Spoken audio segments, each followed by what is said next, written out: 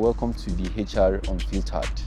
So here there is no lies, no fancy anything. We just want to tell you how it is. So it is what is happening in our workplace every day that everybody sees, everybody understands, but nobody explains. Yeah, absolutely. We're talking toxic bosses, HR manipulation, emotional manipulation, fake work culture that we all know does not exist. All of the stories that are told to keep you faithful and loyal to your job with no benefits or interest for you as an employee. So we're just going to move on to the first one. I think I'll call it workplace lies. Workplace lies. Right? The things they tell us at work that keep you loyal, make you want to always continue to hit the bag. First one is that we are family. We are family. That's the biggest lie they tell you. Because your family, I mean, you know how you are with your family and you know how you are at work. So most of the time, you are not family. I think we just have to be honest with ourselves on that. Mm-hmm. We have to be able to understand the difference between your family and your work colleagues. Your colleagues are your colleagues. Yeah, for me, I think that work is work. Honestly. And family is family. The dynamics of family is entirely different from work. So if we're family, why are you underpaying me? Exactly. If we're family, why are you micromanaging me? If we're family, why do you not trust that I can do what you have entrusted into my care to do? Why do you doubt that I am loyal to you? Because for family, all of these things come naturally. We don't have to think about it. So I think we need to just set that very, very clear. Work is work. Yeah. Family is family. Exactly. It does not make sense to say that at work you are family, because work requires things from you that you would not normally do for your family, and vice versa. So I think we should just keep that clear. And there's a high chance that your colleague can betray you for the next dollar. And family will not do that. Right? Family, I mean, in the right dynamics of what family should be, family will not do that. Okay, so the next one I will talk about is the open door policy. Yeah. So why open door policy is actually very good in a standard organization, but it creates a witch hunting system. So because when you practice the open door policy, when you communicate in a meeting, you tell people how you feel, it tends to birth this hate or this kind of attack. Yeah. So sometimes the management or the leadership will feel that you've attacked them and they might want to come for you. And forget the whole stories about you have to document everything. If leadership comes for you, you cannot survive it. True. If you have any email in the world, you will not survive. So I think we need to actually understand the open door in line policy. with like the first point that we had, we are a family. First thing is, I think that the open door policy is probably birthed or sort of buttresses or supports the we are family notion, because the open door policy now says that you should feel free to say how you feel. Exactly. It's supposed to portray or communicate progressiveness, to say there aren't certain people who are not reachable. You can give your feedback at any time. You can say whatever you want to say. But the truth is, even in families, we're Africans. There are things you cannot tell your parents. Of course. Because you're going to feel it the next time you're coming to get financial support, or you're going to get it the next time a conversation comes out, and they'll let you know that you probably undermined them in certain ways and the rest of that. So if you can even get that dynamic in family or at the family front, imagine what it's like at the workplace. Absolutely. So yes, we're not saying that open door policy is not good, and that the idea of it is supposed to be functional and objective for an organization. But the way that it is implemented here in our workplaces, like you say, it's a witch hunting routine. It's just a way to make you feel comfortable enough to say the things that are going to shoot you in the foot. So I think that's what it is. Yeah, that's what it is. And we need to do better. Absolutely. All right, so underpayment. So this is my honest opinion. I think over 90% of Nigerians have been underpaid. Okay, but how so? So. Because, and how did you arrive at this? Because if I'm not sure, but there's a statistic I saw that said about 2.5% or 2% of Nigerians are earning above 500,000 to 600,000. I saw that too. Exactly. So, I mean, it just tells you how our work culture is. But does that not also speak to the quality of skills? I'm not saying that you're wrong, because I understand, and I've experienced employers that see talent, very good talent, that are worth what they want or what they require as pay, but would pay them under that because they don't want them to feel too valuable and they don't want them to feel like they're indispensable. I've seen that's by the side. But there's also a popular saying that says that a lot of Nigerian youth are unemployable. Many people in the workspaces that are professionals. Personally, I have an experience. I think I shared it on a video somewhere where just after school, after NYSC, someone had asked me to share my CV. It's a very embarrassing story for me. Someone had asked me to share my CV, and I sent my CV. I copied my CV and sent it as a text. Why did I do that? I'm a very smart person. I'm very intelligent, but I didn't know how to do it. You can refer to that as skill that I didn't have. So if you're judging based on having a conversation with me and saying, oh, this person is really smart, am I a good fit for a role within an organization? That now speaks to being underskilled, right? And an employer who looks at that and says, this person doesn't know anything, or in terms of this, may not entirely be wrong. So I think that there's sort of a balance there. So that's a good one. But then on the other hand, I for one, I don't think anybody is unemployable. It just depends on where you want to put them. Yeah. The same way I don't think anybody can be called a poor performer. Depends on still where you put them. Yeah. So I think employers are not rating the employees in the best way. That's why they are coming up saying you can't expect a recent graduate to perform like somebody that has 5 years experience. True.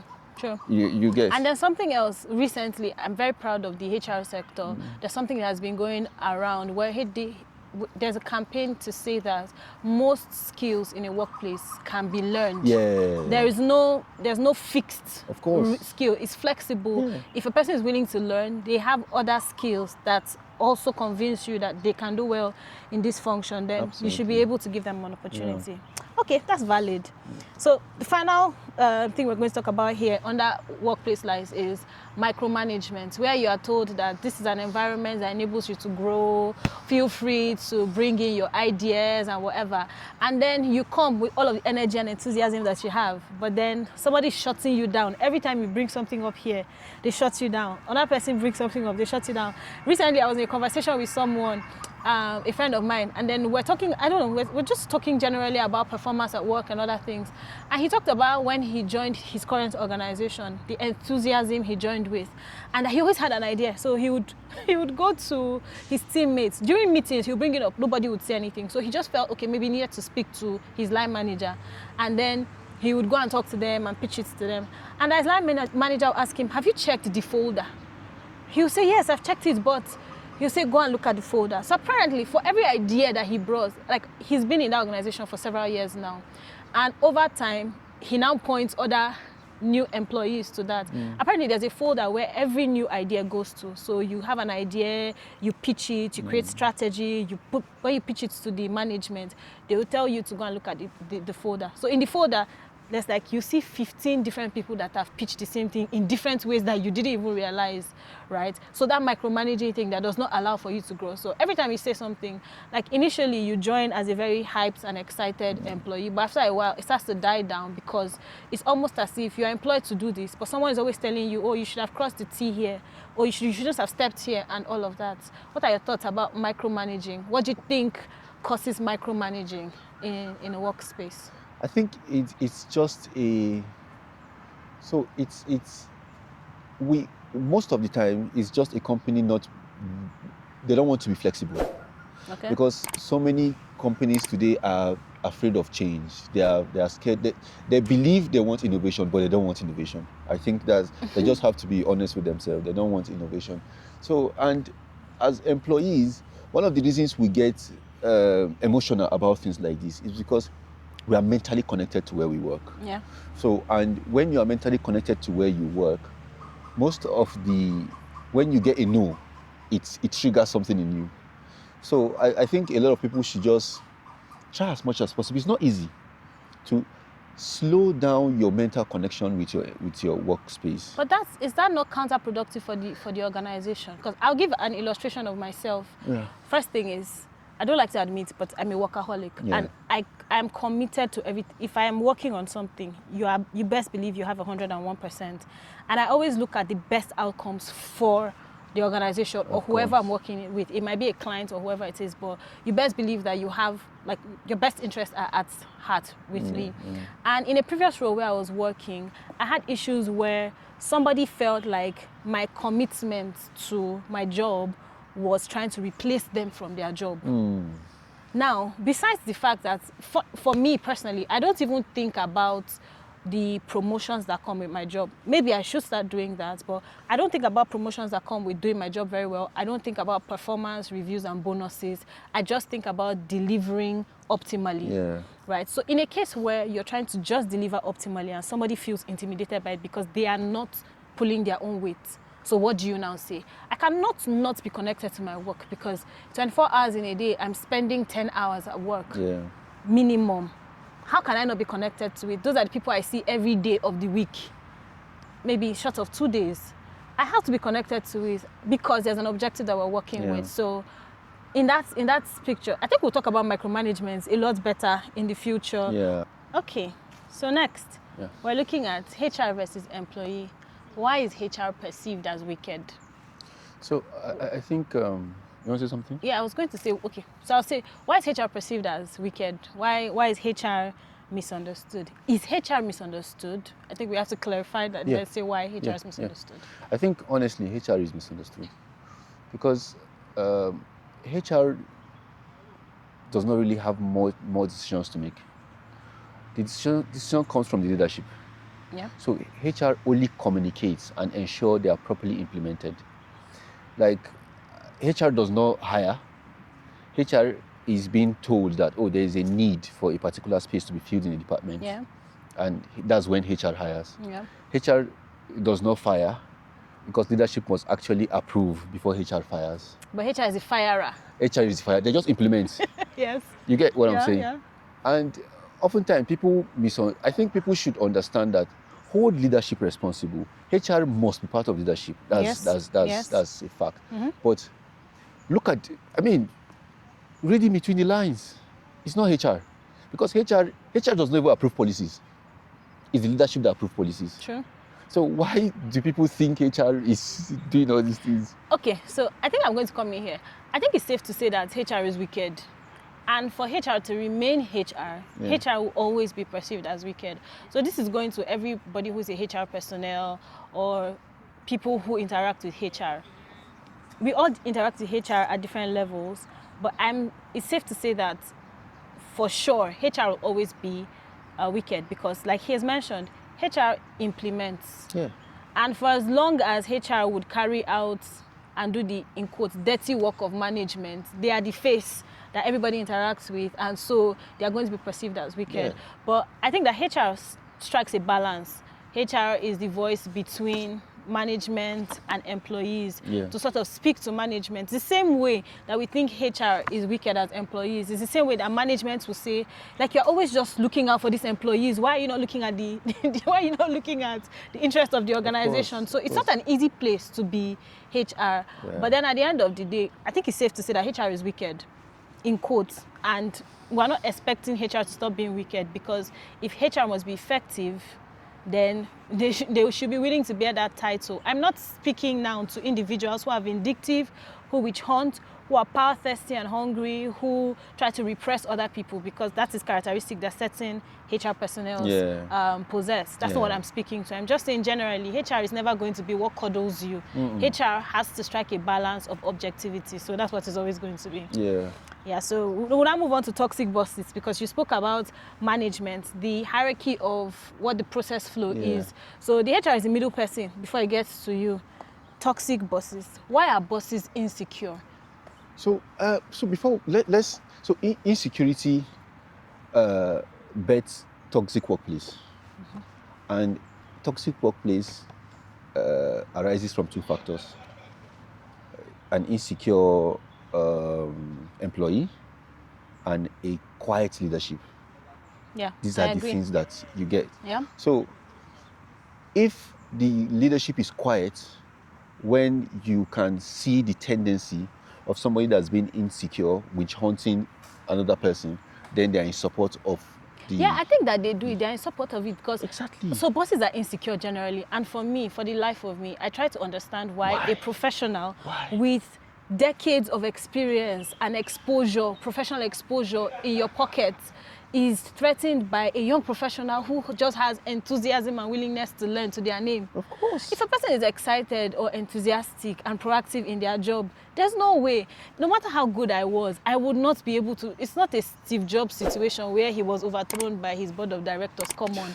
It's just an entry-level professional or a mid-level professional that just wants to see themselves grow or wants to even impress this boss in question. But then bosses are toxic when they listen to gossip, they succumb to gossip. You want to hear what everybody's saying. We say that we are not biased, but the truth is what you listen to influences how you think and perceive people. So for as long as you're open to gossip in the workplace, you're open to favoritism because certain people appeal to you more. As long as you're open to the possibility that anybody that you hired and is on your payroll wants to take your organization from you, then you would always be insecure. Absolutely. And then you're always going to fuel toxicity in your workspace. Yes. And I think people should understand that one of the biggest lie any leadership will tell you is they don't take decision based on gossip. That's a lie. The easiest thing to burn away in any organization is gossip. If I come to talk about you and leadership calls me once that this person said this about you, defend yourself, and they do it 3-4 times, there'll be no gossip in the organization anymore. So don't believe that's a lie they tell you. So openness, right? Openness, yes. Yeah. Openness. I agree with that. Yeah. So just rounding this up now, we've talked about bosses, we've talked about HR. It looks like, these are the people that are focused. But employees too have faults.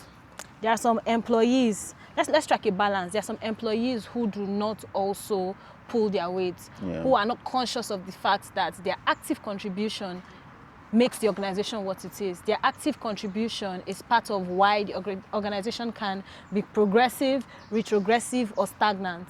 Many times employees don't know that, so we engage in gossip, we're comparing ourselves, there's rivalry.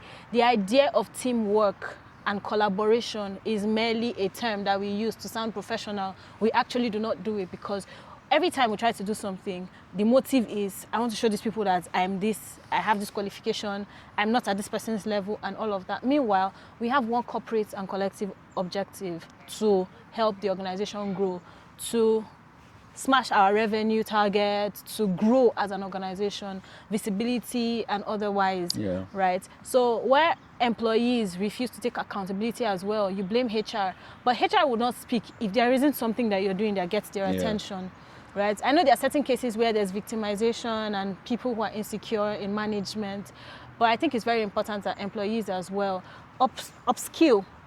You can't come into a job at entry level and have just a degree, your NYSC, and maybe one professional course and think that because you are working overtime for 6 months, you are going to get promoted to a junior manager. There's a process flow, there's a structure to how things work. And the fact that somebody else got promoted, you didn't get it, does not mean that the organization is trying to sabotage you. There's a process to how things go. Absolutely. So it's important that you're upskilling, you're abstaining from anything that can make your organization appear in the bad light. Internally, we're not even talking about how people perceive you, right? So stay away from gossips, from cliques, right? Understand that we're one team, we do things together, and that your number one objective is to put your organization in front, right? Eventually, your halo is going to come to you. You're going to shine. If your organization is shining, you're going to shine. Absolutely. Right. So, yeah, that's it. So, we're just going to share a survival guide, right, for employees in the private workspace or generally in a workspace, right? So, first thing I would say is to document everything, especially when you are sensitive to being witch hunted or you sort of feel like there's no accountability and all of that. A lot of times we count on what we say. So there are several times where, and I think particularly, especially the banking sector, they are very big on this. When your manager could come and tell you, oh, this person has asked for this loan, approve it. If you are naive enough to go and approve it and anything goes wrong, your head is going for it. So your manager that has told you to do it over the phone or came to meet you at your desk should send an email, let it be documented. If anything ever happens, you have something to look back to. Okay, so you're friends with HR or you're friends with the manager or the MD, and they say you should do something. Do not go over your boss, your direct boss. Document it. Even in the case where you're instructed to do it, copy your boss so that your boss is aware that this is what is going on, and it does not appear that you are now trying to outdo them or sabotage them or make them look bad. Right? Keep work professional. Absolutely. Talk about that, please. Yeah. So yeah, it's important. It is highly important to be professional. And while you are being professional, I think it's also important to be organized while being professional. Because most of the time we are being professional, but once you are not organized while being professional, it tends to become a problem later. For example, when you are sending an email, you want to be professional, but then there's an error in the email.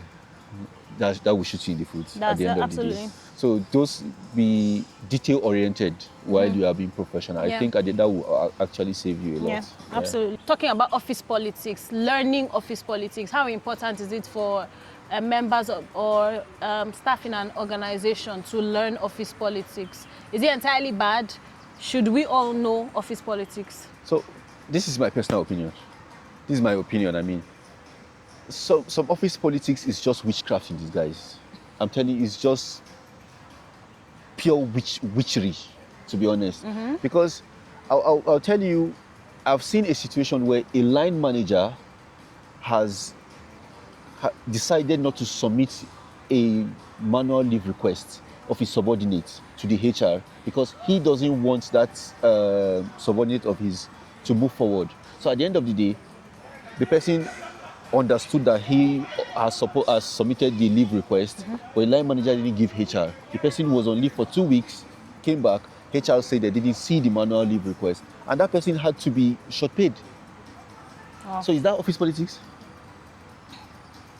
I think if you ask me, that is part of the manipulation in the workspace. But I think that learning office politics is important. So there are pros and cons. There are negative and positive sides to office politics. Something I learned after I left my previous job is, over time, I think I've progressively understood something, that knowing your boss and being close to your boss or making your boss look good is good for you. Right? So a lot of times as young professionals or professionals generally, you want to put your best foot forward. You want to let people know that you're competent and you're good at what you do. But then there's also a hierarchy to how an organization works. Now, your direct line, lots of times young people make that mistake when you start to work and you do stuff and management notices you and they're like, who is that person? And all of a sudden you forget when the chairman or the MD requests for you to do something, you just jump and go to do it straight. But what you're supposed to do is to follow a process and copy your manager in it, copy your line or supervisor. That's, you don't realize, but that's office politics. It's projecting you as effective, but it's also giving them credit for managing you well enough to know. Because when you don't do that, they perceive it as you wanting to go over their head.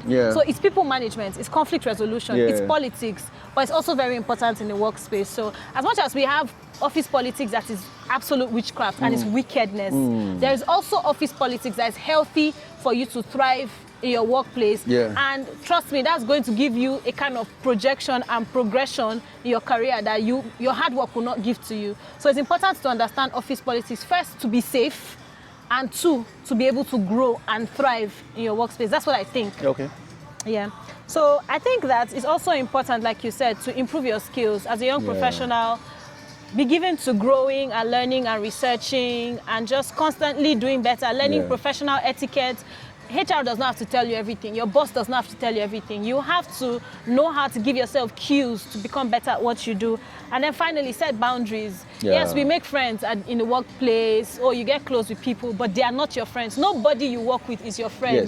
I think that's something to register in your head. They are not your friends. They are your colleagues. And everybody in the workspace, especially those who are leaning towards career trajectory and progression, are very, very selfish and will throw anybody under the bus. Most people, okay, I won't say everybody, but everybody's selfish, that's the first one. And most people, because of how selfish they are and how much they covet the success they want, will throw you under the bus at any opportunity that they get. So it's important to set boundaries, know where to share your personal stories the limits to personal stories you can share, know how much of your personal life you're putting out there, because that can affect your work as well, that can sabotage you, that can make your colleagues or your superiors think that you are in competition with them. So I think generally emotional intelligence is what to play and key in here. And it's very important to note that most of the time, if you, whatever you are telling your colleague in private, just have it at the back of your mind most of the time that a third party is going to hear about it.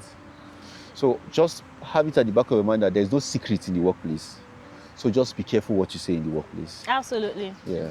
So I think that's it for today. Thank you so much for joining us. If you have any HR stories or workplace drama stories, feel free to share with us on the email address that is in the caption and showing on your screens right now. We really love to hear from you, and we'll see you again next time. Bye. Thank you. Thank you.